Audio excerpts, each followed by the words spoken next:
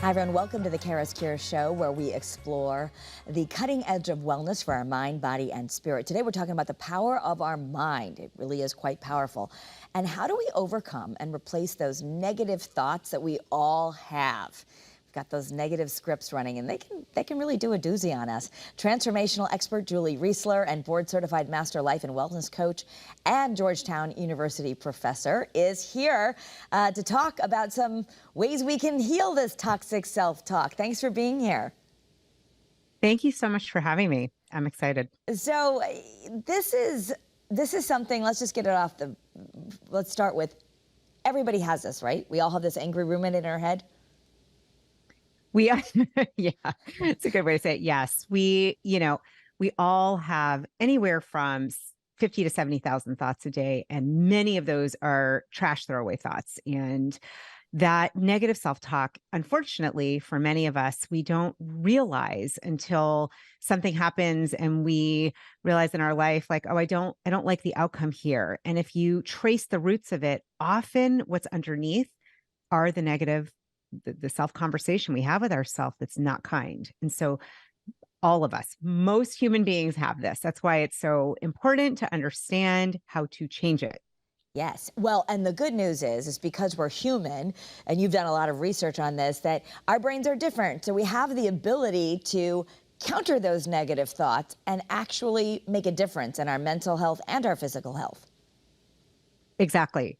And, not being a brain surgeon, but I'll just explain for those that may not be aware of this. We as human beings, we are so lucky. We have all of us, we have the reptilian brain, which is sort of at the base. That's the fight or flight. We have that middle limbic system, which is the emotions. Animals have that too. And then we have the neocortex, the prefrontal cortex that helps us to shift our thoughts, to make new decisions, to use our mind in ways that can help us to change. So we're off to a good start because our brain, literally with our neurons, the way that they fire together and wire together through what's called neuroplasticity, we are set to be able to change anything, which is really good news.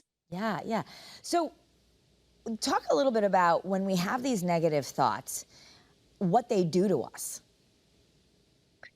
Yeah. So the thing with negative thoughts, and I think to level set and just to kind of start out by saying that we as human beings, we're not just our thoughts and our mind. We are complex. We're an integrative whole. So we are our emotions. We are our thoughts. We are constantly, we respond to our thoughts. So both mentally, emotionally, physically. So if you are feeling anxious, if you're feeling nervous or stressed, you've probably, I'm imagining everyone tuning in at some point has felt stressed or nervous.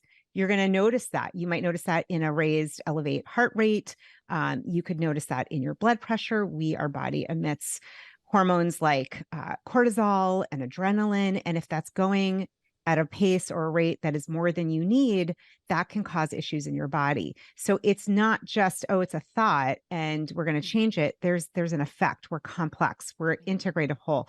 And so it's important to understand that these thoughts, they have effects on us. And the great news is we can change them, but we want to start looking and understanding what's happening. So it's great to get that we are wired for change. We are wired for health and well-being. Just sometimes we need to get a little bit clearer on what we're saying to ourselves so we can see, oh, wow, I'm having a lot of fear thoughts, a lot of thoughts that are negative about myself or not feeling good enough. And that negative self-talk, that can lead to other issues, emotional, mental, and physical. So the awareness, that's the real key. The first step is we need to become aware of the negative thoughts kind of streaming on autopilot. Exactly. And that awareness, it all starts with awareness, Kara, because if you are doing this and it feels like it's happening and you can't control it, right? That can lead us into a state of feeling overwhelmed, of despair, of hopelessness. So the first most important step is to become aware. And we can all do this. We, unfortunately, as human beings, have what's called the negative bias. That is where we are wired from thousands of years ago, when we were being chased by a saber-toothed tiger, we would have that negative bias of, that fight, flight, fright, fearing things that could happen. We did that to protect ourselves, but we are not, thank goodness, living in a society or times like that today. So the good news is you can change that negative bias. You can change those thoughts. You've got to start with awareness. One of the best ways to bring these thoughts to the surface, to build that awareness, is to start noticing what you're actually saying to yourself. So one of the tools that I use, and I've used this with many before, I have my basic journal. You could use your phone, take notes.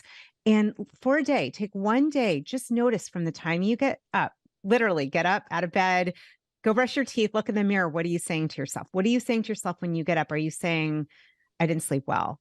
I don't feel good. I don't know about this day. Like, notice these thoughts, write them down as an observer, don't judge them, but you will start to get great evidence for yourself of the kinds of thoughts you're having that are probably not as helpful.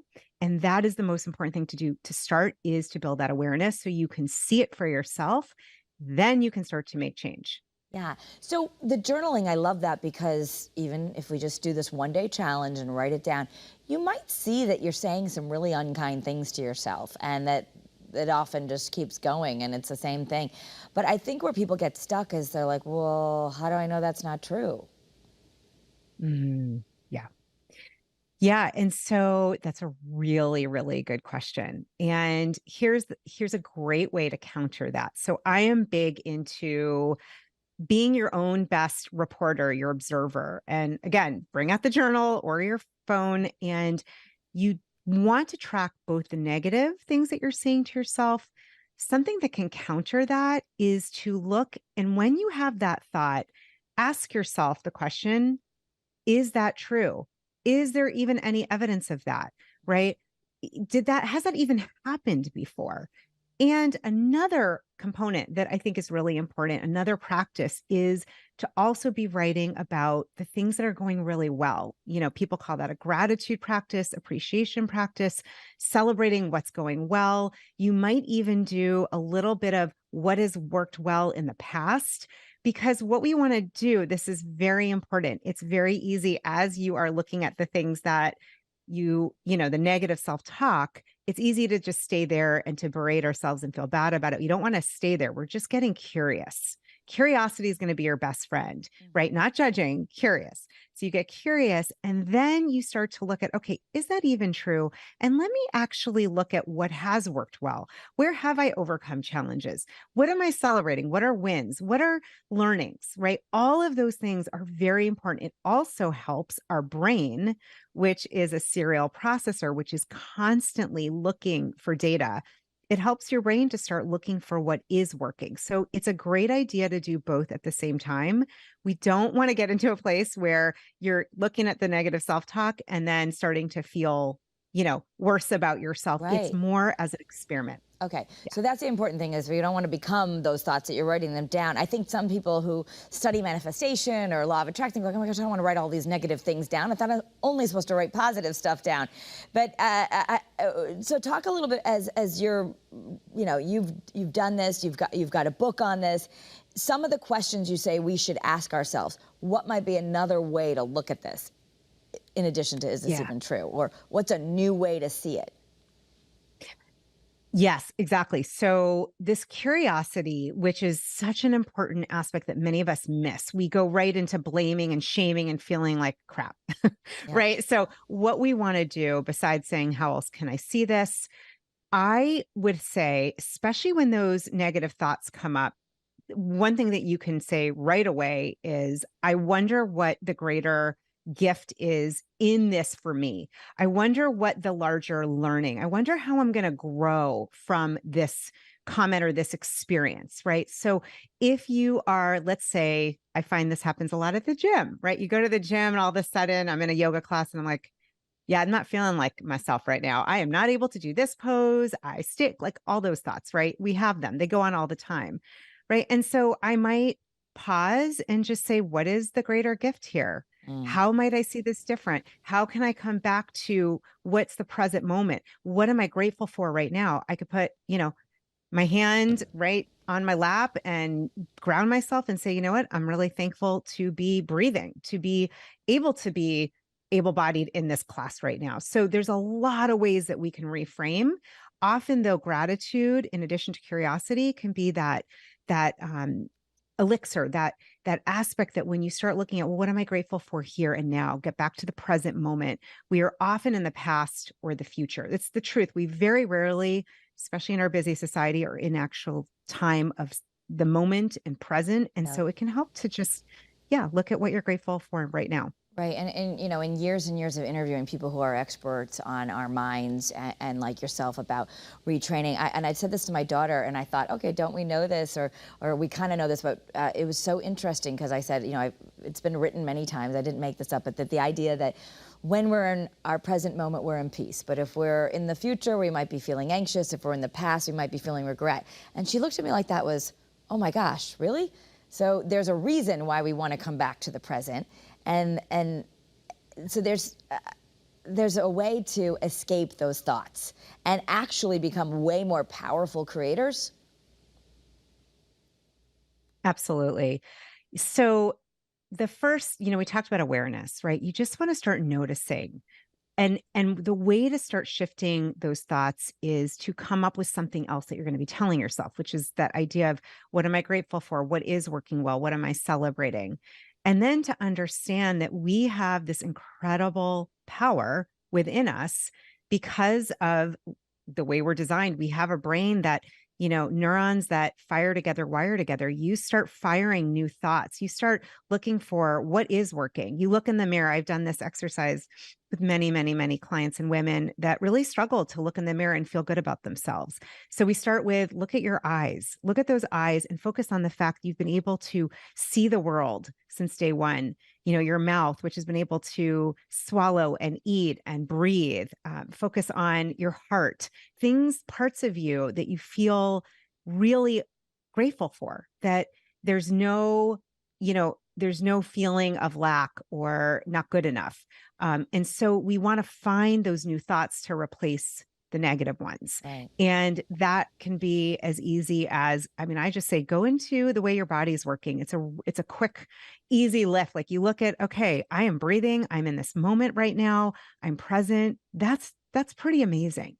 We forget that. We often do, myself included, which is why I love to teach this and talk about it because I practice it daily. I need Yeah. to make it stick. Yeah. Yeah.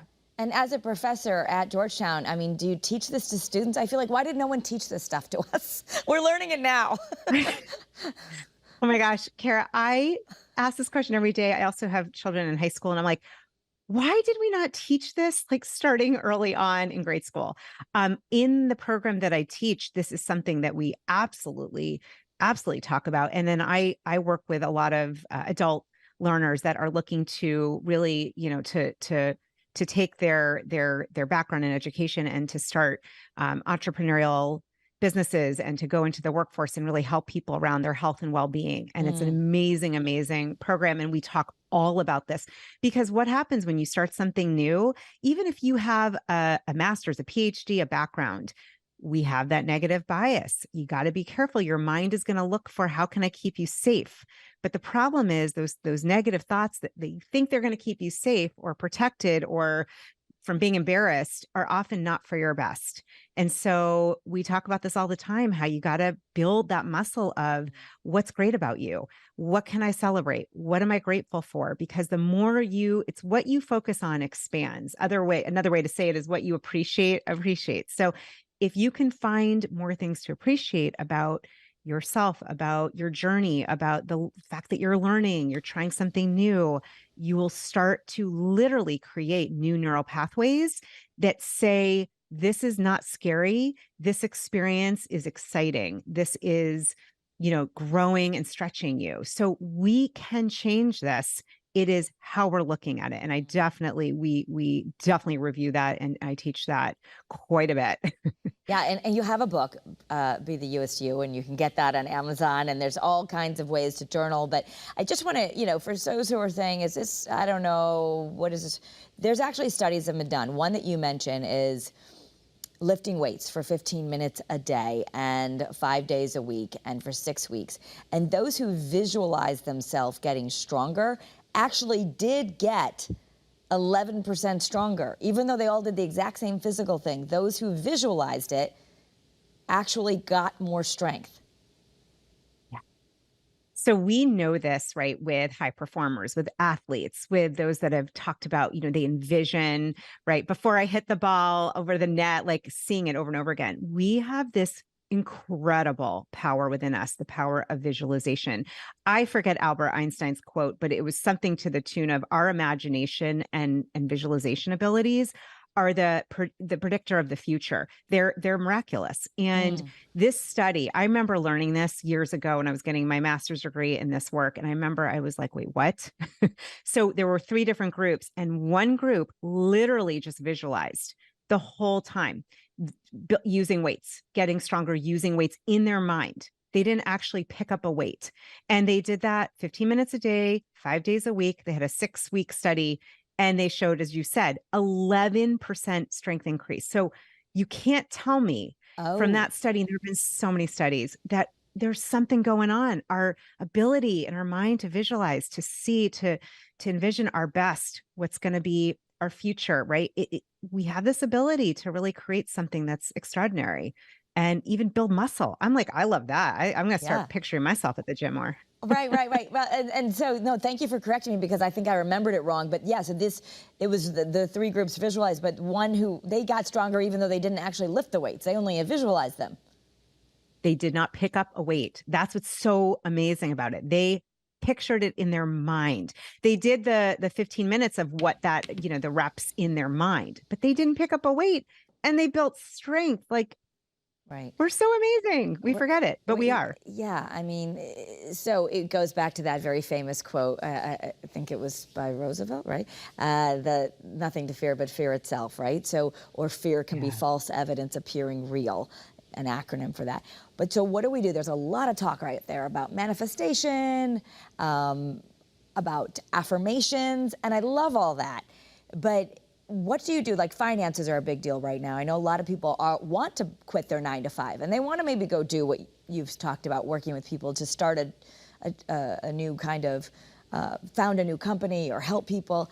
But so many times Yeah. we stay stuck because we think, okay, what if I don't make it? Or what if it doesn't work out? Or what if this? And there's this. So how do people actually make these changes by Yeah. using affirmations and positive thinking without it falling flat? Yes.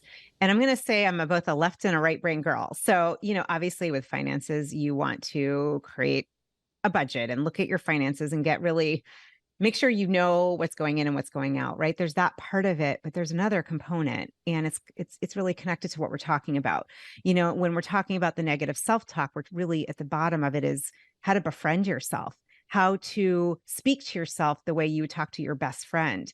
And I believe with money, with finances, there's a similar thread. How are you speaking about money? Is it from fear? Is it from lack? So we want to start noticing. I mean, that's such a great question, Kara, because I actually think, and I've done this myself, journaling that negative self-talk as it relates to money. One of the things you can do right off the bat is go in, look in your accounts, look in your investments, look at your home, your health, like really get what is already here, what you already have, both in the sense of financially. I would put well-being and wellness in there because, as we know, your wealth is your health, or your health is your wealth. You could probably say both. And so you want to start looking at what's already there. What can I appreciate? We want to use that same framework. What you appreciate. So start appreciating, truly make a list. I do this all the time. All of the things I already have, in your health and in your financial health, right? So start there. And then we want to watch what we're saying, right? We want to watch what we're saying about, oh, money just doesn't grow on, grows on trees, or, money just seems to leave the minute I get it. Watch what you're saying. You don't necessarily want to say things like that. Mm-hmm. And I get it because it can feel weird. Like, I don't, if it doesn't feel true, but you can come from gratitude and appreciation. I'm so grateful for the money I do have. And I am looking forward to helping more people and for money to be reflecting that. So there are ways that you can reframe that are going to feel true and aligned, but that are also going to be, frankly, a little more positive and have you in that state of appreciation and gratitude, which is an energy that feels better. We want to go with what feels good. If it doesn't feel good, don't say it. Same thing with what you say to yourself. If it doesn't feel good, if it's not nice, don't say it. It's like what my mom said, right? Don't say it if it's not nice. Don't say these things if they're not kind. And we want to look at that with money and with people and ourselves. Yeah, and that's where you say the red flag, and this is a great way to explain it to our kids. Would you say that to your best friend? And if you wouldn't say what you're hearing in your head to your best friend, then we probably shouldn't be saying it to ourselves. Yeah. Yeah. It's a big old red flag. And I really actually now can see the red flag, which doing this for many, many, many years. And I'll tell you, this works, right? We know this from science of neuroplasticity. What you focus on expands. You start looking at and noticing, oh wow, what I just said to myself, I would never say that to my best friend or my spouse or someone I just love. Never. Well, then ask yourself, what would I say to them? That can be very, very helpful. Sometimes it's hard to know how to reframe, how to reparent, talk to ourselves in a kind way. Ask yourself, what would I say to my best friend, to my spouse, to someone I adore? And start using that wording. Because if you're not doing that and you're being mean to yourself, it is a red flag. And as I said earlier, your body, it responds, right? It can raise your cortisol. It can affect your blood pressure. It can affect other aspects of your well-being. But conversely, it can also change in the positive direction. So listen carefully to yourself. So again, I invite everyone who's listening this far, thank you, to take the challenge. You said, get a little journal or just use paper, whatever, but just for one day, keep a running list of all the things you're saying about yourself, especially the negative. Hopefully we're saying some good things too. But as we notice that, then we can start to change it. Or even, how do we put our mind at ease? Because our mind is always going to be yelling those protective thoughts, like don't do that, or that's that, or you're not good enough, or stay where you are, or whatever. So how do we then get the mind to change? Yeah. So the first, again, going back to that awareness, when you notice, for example, that let's say you're trying a new venture, right? I've worked with a lot of those that are starting their own businesses, entrepreneurs. It can feel really scary and it might feel uncomfortable. You send out an email, you post something and you feel like icky, or I didn't do that well. Look instead, right? So maybe you can grow and learn. Maybe it wasn't your best post, or it wasn't exactly the way you wanted to come across, but look at the fact, what strength, what trait, what value did you lean into? We can always find something. So you can say to yourself, you know what? I really was courageous. I am courageous. That was really brave of me. That took a lot of grit and resilience. And I am all about grit and resilience, right? So we want to look for sometimes the underbelly, those aspects that we might miss because we're so focused on, how did that appear? And I made a mistake. And the other aspect is remembering, as human beings, we're not perfect. We're not supposed to be, but you can change your perspective and look at growth as not a linear experience, but as something that over time you start to see changes and you start to learn and you try new things. And how amazing is that? So we want to start looking at those comments and making sure when we see something that does not feel good, that we find something we can appreciate anyhow. And I say that, having, for those of you who've been in challenging relationships, maybe you've ended a relationship and you might say to yourself, oh, I stink at relationships. No, I'm growing. I'm learning more about who I am. There's always a way to look at things that you can appreciate in the situation and yourself. We got to train yourself, though. This takes a little something because most of us are not trained. Like you said, Kara, we don't learn this. I wish we did. I hope someday this is taught, really, truly taught in grade school. Because if we understood at an early age how our mind works, how we are really at the drivers of the car and can change these thoughts and literally create the future that we desire, a life that we love, this would make a big difference. It would also, I think, end a lot of the suffering that we've had, really understanding that those thoughts, even the negative ones, there's a learning, there's a gift, there's always something that you can find within it. And that curiosity will help you, that gratitude will help you. And I'm not saying not to feel the feelings that might come up if you're scared or overwhelmed or feeling, frustrated, but you can definitely shift the way that you are talking to yourself. You just got to start by shifting what you're focusing on Yeah. and how you're talking to yourself. Well, Yeah. I love to get visual with people, but I'm thinking the Dalai Lama once said, if we don't like what we're looking at, walk to the other side of the pond, like change your perspective. Or there's that other Yeah. famous saying, no mud, no lotus. So if we can somehow, instead of saying, gosh, I'm having the worst time right now, or why does this always happen to me, or life is always hard on me, or how come that person's making so much more than I am, or why are they, all those things that we do, we get in that comparing mind. If we could somehow, what you're saying is look at that and say, what am I supposed to learn from this? Or what did I, what positive thing have I gotten out of this? Like give ourselves a little credit. Exactly. And another thing that's super helpful, we can touch upon this, is coming back to the present moment. That's why, I mean, the whole area of mindfulness and the study of just presence and how to come back to your breath, sometimes just coming back to this moment, breathing for those who meditate, taking a deep, deep breath and a long exhale as well. Even a technique of putting your hand on your heart and feeling your heartbeat and realizing all is well right now. All of these different things coming back to the present moment can be super helpful to bring you back to where you are now, especially if you get into that compare. I like to say compare is to despair. We often do that. I think a lot of times, through social media and other avenues, it's very easy to see, oh, I wish I did that. I wish I looked like that. I could make that, blah, blah, blah. We very easily can lose our sense of self and self-worth. And it doesn't have to be that way, right? I know for me, when I see someone doing something amazing, I'm like, how inspiring. That shows what's possible, right? I've just been practicing for a long time, finding new perspectives. Yeah. And that's the gift. That's the gift. Our brain, when you ask a new question, when you change your perspective, our brain is always going to look for an answer. So changing the question, changing the way you're looking at something, watch what happens over time. I'm telling you, it is incredible. I've seen it personally with so many people. Yeah. You Wayne can Dyer, change the way you change the way you look at things, the things you look at change. I can't believe it. It's been a great conversation, but we're out of time. But shout out your website because I want people to know, and also the book. It's on Amazon. Be the You-est You, and let people know where they can find you. Yes, thank you so much. My website, very simple. It's my name, Julie Reisler, and that's Reisler, juliereisler.com. My book is Get a PhD in You, A Course in Miraculous Self-Discovery.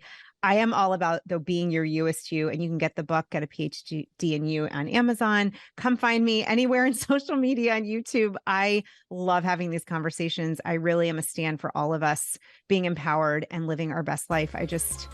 That's my belief. We all have that birthright to be healthy, happy, well, and empowered. Julie, thank you. We appreciate you being here, and follow me on social media for more information on wellness. Have a great day and be well.